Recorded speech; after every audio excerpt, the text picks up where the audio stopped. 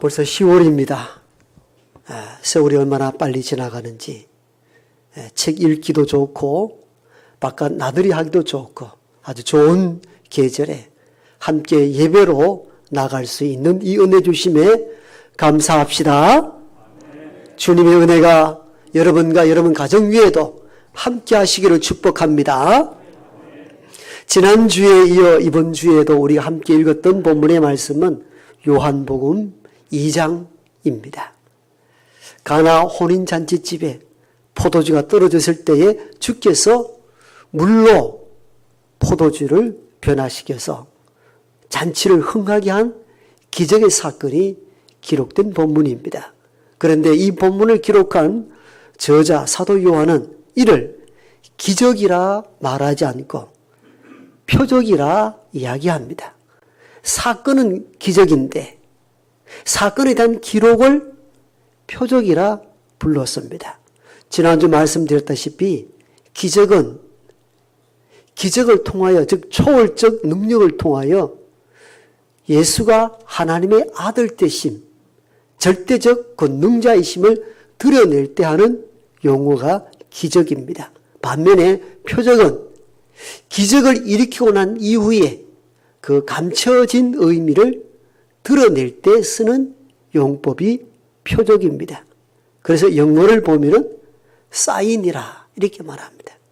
보통 부모가 자녀에게 어떤 내가 너에게 사인 준다 이럴 때 암시적인 어떤 메시지가 있죠. 그때 보통 쓰는 용어가 사인인데 오늘 요한복음 2장은 11절에 예수께서 이 첫 표적을 갈릴리 가나에서 행하매 이 기적의 사건을 단지 기적이라 말하지 않고 표적이다 이렇게 언급합니다. 표적은 기적 뒤에 감춰진 의미를 드러낼 목적이었다면 주님은 물을 포도주로 바꾸는 이 기적을 통해서 어떤 감춰진 의미를 우리에게 전달하려 했던가 그 부분들을 한 번 더 다루고 오늘 본문 전체를 마무리하도록 하겠습니다. 주님은 이 표적을 통해 유대 사회를 지배했던 당시 유대 교회의 몰락을 의미하는 것을 보여주십니다. 오늘 유대 혼인잔치집에 포도주가 모자라므로 잔치 흥이 깨어지듯이 더 이상 유대교로서는 어떤 변화도 일으킬 수 없는 위기에 처해 있음을 상징적으로 보여줍니다. 지난주 말씀드린 것과 마찬가지로 혼인집에 포도주가 떨어진 것과 당시 유대교의 몰락과 어떤 연관성이 있습니까? 이 질문이 가능하다고 그랬죠. 그래서 여기에 대한 답변으로 오늘 혼인잔치집에 포도주 떨어진 사건 연속된 여러 가지 본문을 종합해 볼 때에 이것이 즉 혼인집에 포도주가 떨어진 이 표적의 의미가 단순한 문제가 아니요 당시 유대 사회를 이끌어가던 유대 종교의 한계를 지적해 준 것이라 이렇게 제가 말씀을 드렸습니다. 그 첫 번째 증거가 오늘 우리가 읽었던 요한복음 2장 1절부터 12절까지 즉 유대인 가정의 풍경은 어떻습니까?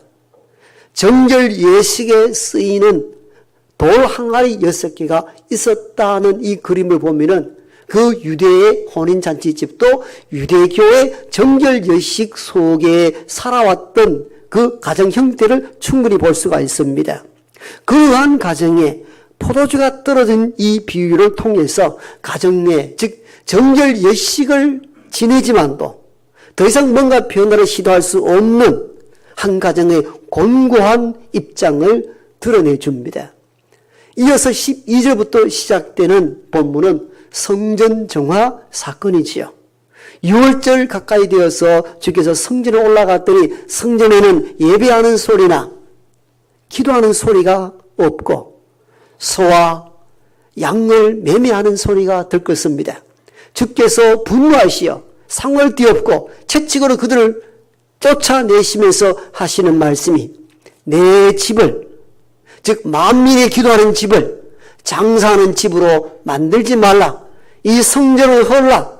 내가 사흘 만에 다시 일으키리라 하시며 성전에 문제가 발생했다는 사실들을 그 다음 본문이 가르쳐 주었습니다. 이어진 본문이 요한복음 3장인데 요한복음 3장은 니고데모, 즉 바리새인의 대표인 니고데모, 영적 스승이라고 이야기한 율법교사 니고데모의 영적 결핍, 영적 빈곤에 대한 이야기를 또한 다룹니다. 한밤중에 니고데모가 주를 찾아왔습니다. 아마 율법교사로서도 해소할 수 없는 영적 갈급함에 놓여 있었던 것으로 보여집니다. 그래서 많은 사람들이 보이지 않는 한밤에 주를 찾아가서 이렇게 고백합니다.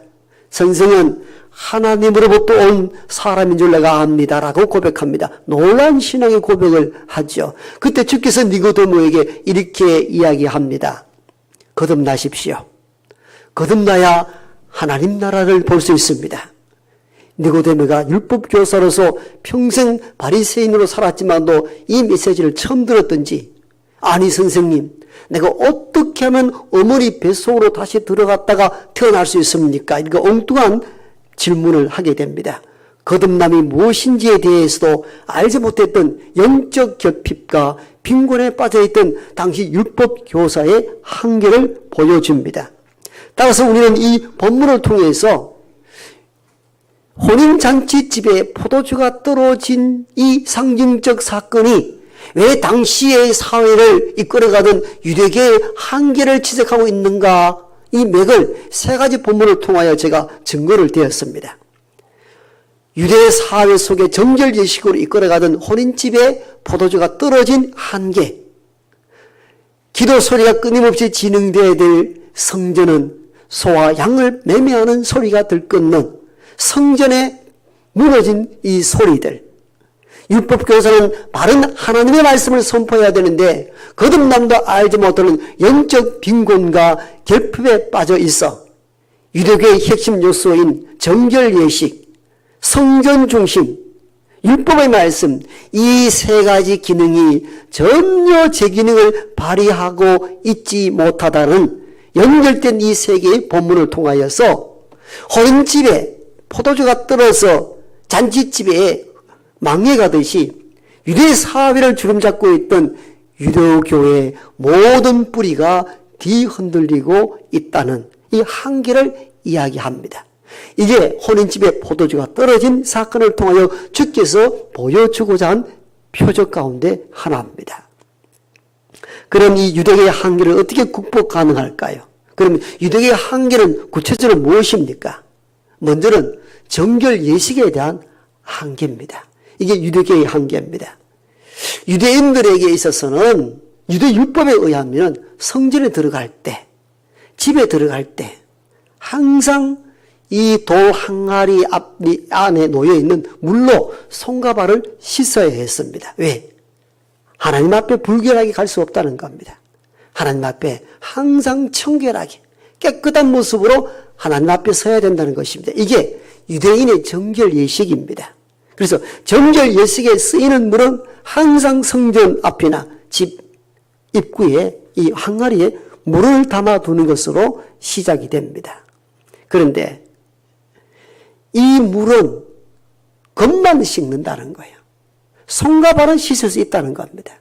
그런데 이 여기에 쓰이는 정결 예식의 물은 우리의 속사람까지 씻어낼 수 없는 한계가 있는 것이죠. 여러분, 이 정결 예식의 물이 우리의 속사람, 우리의 죄까지 속해줄 수가 있나요? 깨끗이 할 수가 있나요? 할 수가 없죠. 이게 유대 정결 예식의 한계인 것입니다.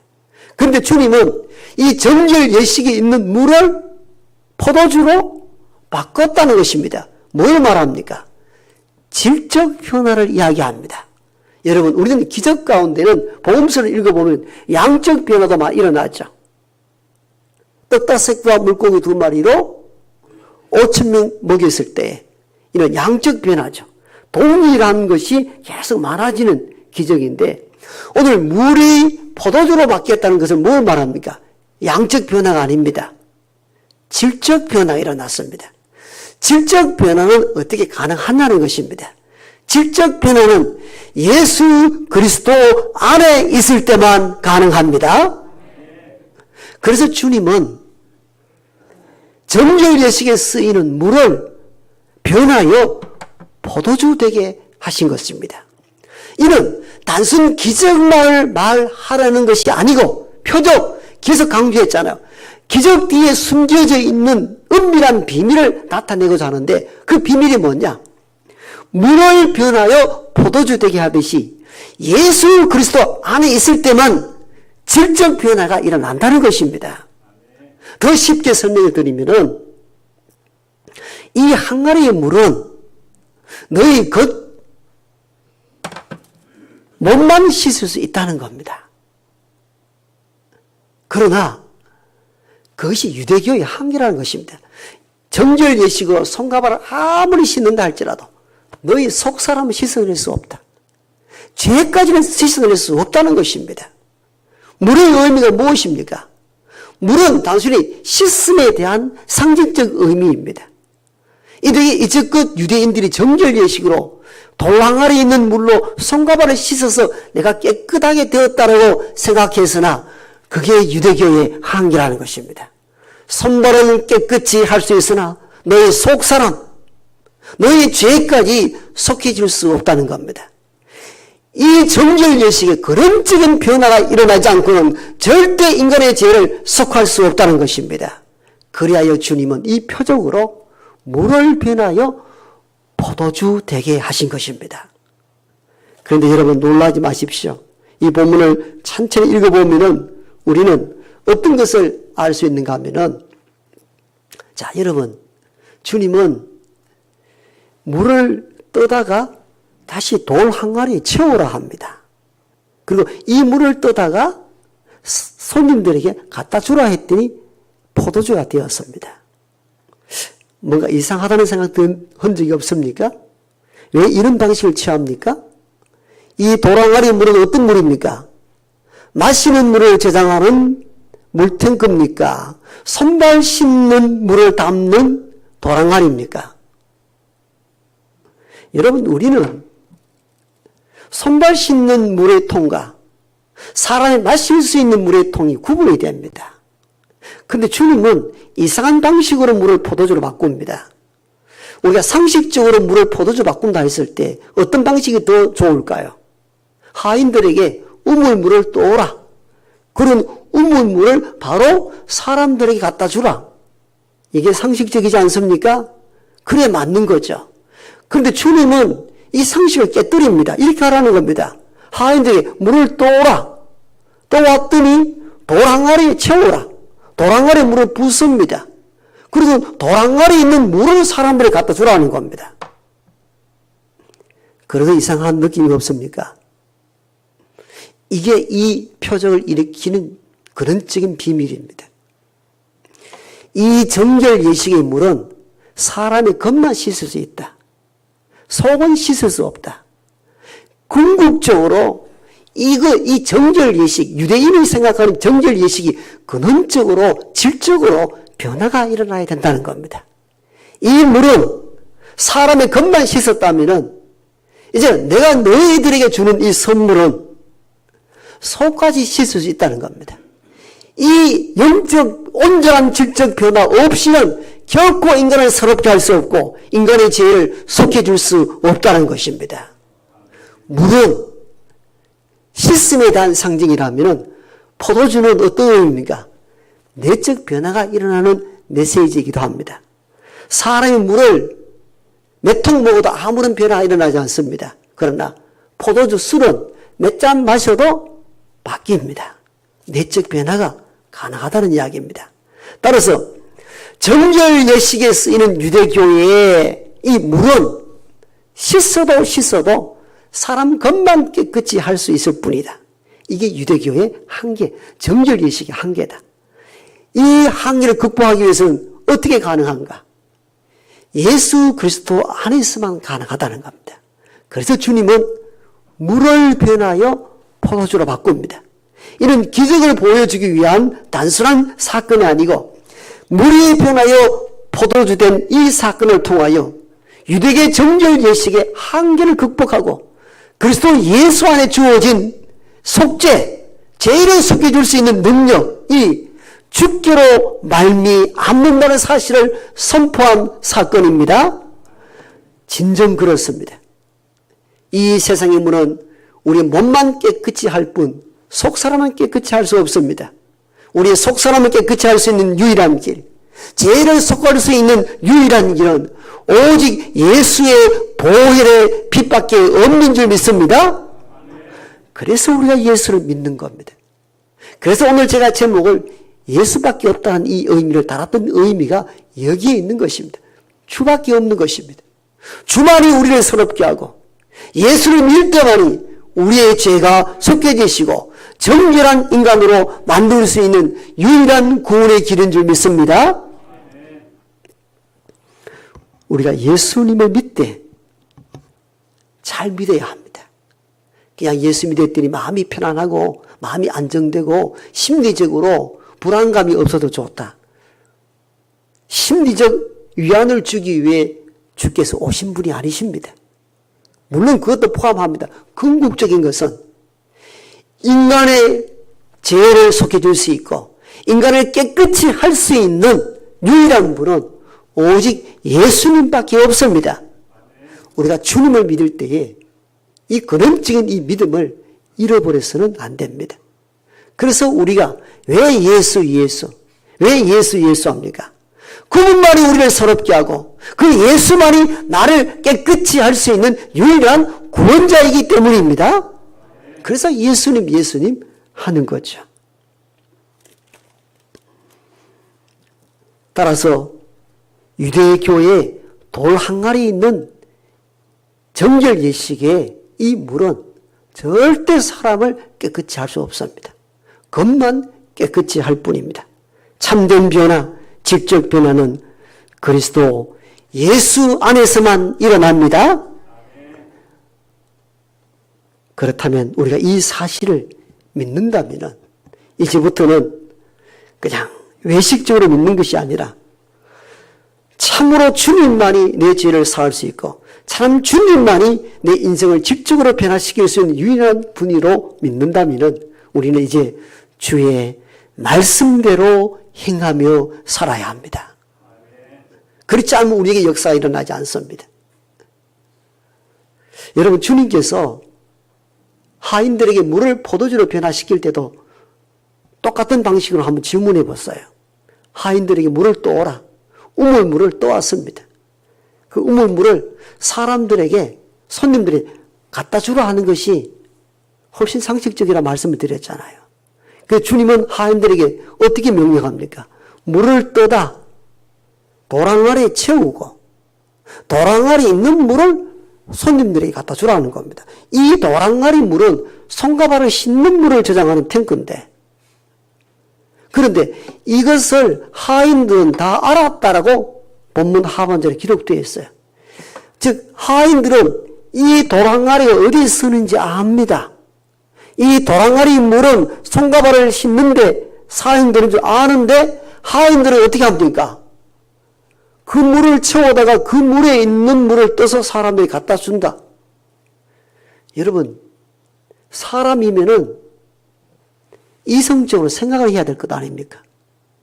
이건 주님이 아무리 명령하지만도 주님, 이건 손발 씻는 도랑아리입니다.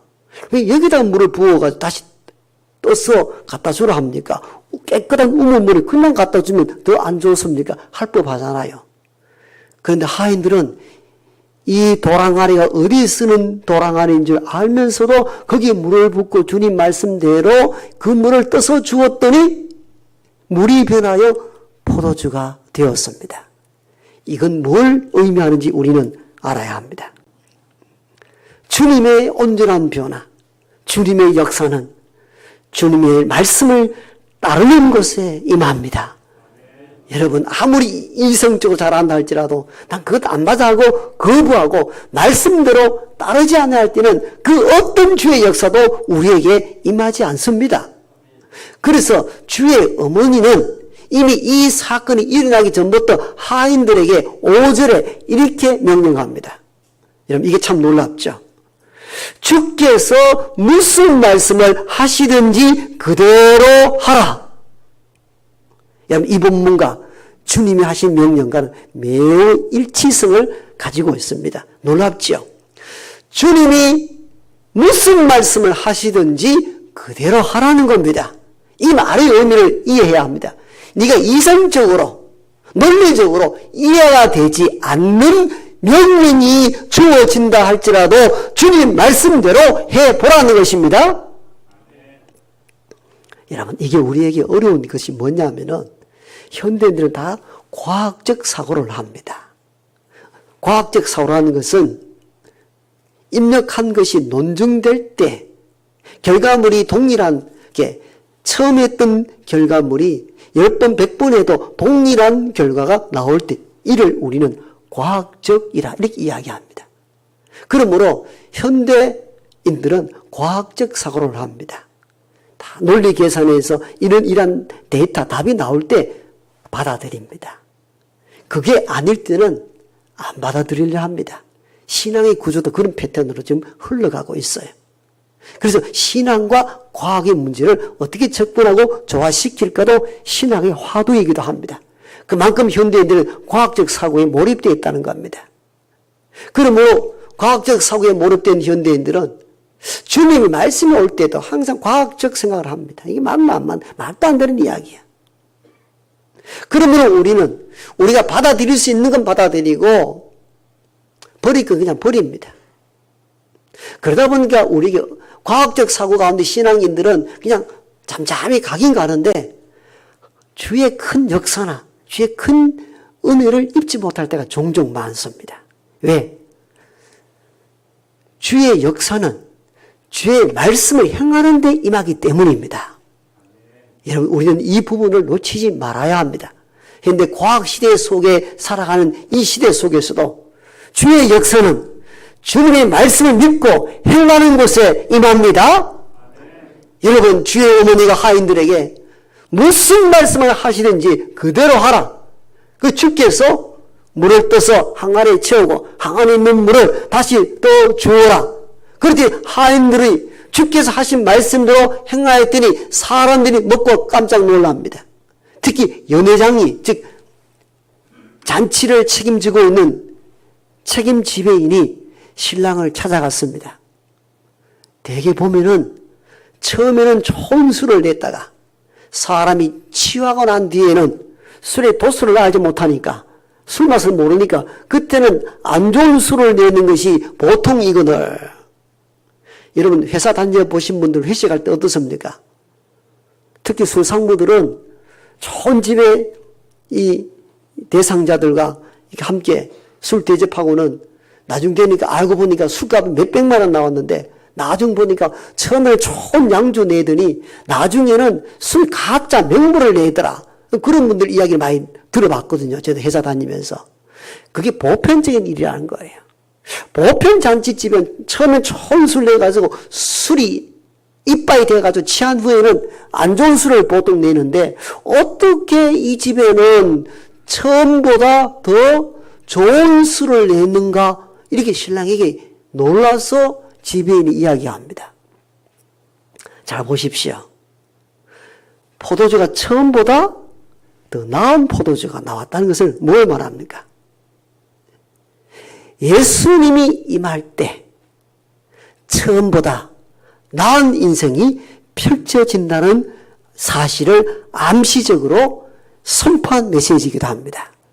우리의 삶이 가끔 혼인집 잔치처럼 살아가다가 쇠락을 맞이할 때에 대부분 그 상태로 무너진 영혼들이 많습니다. 그때 주님이 저와 여러분에게, 저와 여러분의 가정에 임할 때 처음보다 나은 삶으로 바뀌어진다는 것입니다. 여러분, 예수를 믿을 때 사실 이 정도는 믿고 살아야 됩니다. 내 예수 믿고 쫄딱 망했나가 아니라 예수님을 믿었을 때 처음보다 나은 인생의 맛을 경험해야 합니다. 그래서 세상의 사람들도, 믿지 않는 사람들도 너를 보니까, 당신을 보니까 어떻게 세월이 가면 갈수록 더 인생이 더 나아 보이는가? 참 인생이 더 만만해 보인다. 이 고백을 세상 사람들로부터 들어야 합니다. 그게 바로 산 믿음의 사람입니다. 여러분, 오늘 우리는 가나 혼인잔치집에 있었던 이 기적의 사건을 통하여 기적 뒤에 숨겨져 있는 주님의 은밀한 의도, 표적을 읽을 수 있어야 됩니다. 이 세상에 그 어떤 것도 우리를 깨끗하게 해줄 것은 없습니다. 우리의 속사람까지 깨끗하게 하실 수 있는 유일한 분은 오직 예수님밖에 없는 줄 믿습니다. 여러분, 이 믿음 잃어버려서는 안 됩니다.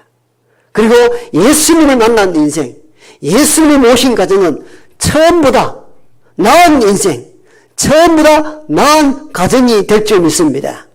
그러므로 저와 여러분이 살아갈 때마다 예수 외에 답이 없다는 오직 예수 신앙으로 여러분 삶이 평탄하고 행복한 삶이 되기를 축복합니다.